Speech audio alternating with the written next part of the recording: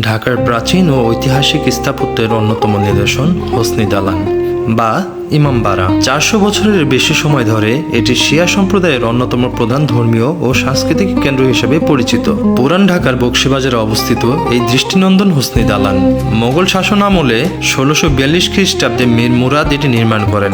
বিশেষ করে মহরম মাসের কারবালা শোকাবহ স্মৃতিস্মরণে এই ইমামবাড়া মুখরিত হয়ে ওঠে হাজারো মানুষের পদচারণায়। এই স্থাপত্য শৈলীতে রয়েছে মোগল ও ইউরোপীয় সংস্কৃতির এক অপূর্ব মিশ্রণ, যা এর সৌন্দর্যকে বাড়িয়ে দিয়েছে বহুগুণ।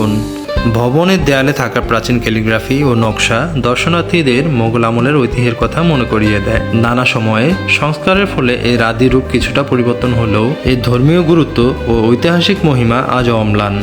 শুধু শিয়া সম্প্রদায় নয়, ইতিহাসপ্রেমী ও পর্যটকদের কাছেও এটি ঢাকার অন্যতম প্রধান আকর্ষণ। যুগের পর যুগ ধরে হোসনি দালান বহন করে চলেছে আমাদের দেশের ধর্মীয় সম্প্রীতি ও মোগল ঐতিহ্যের এক অনন্য স্বাক্ষর।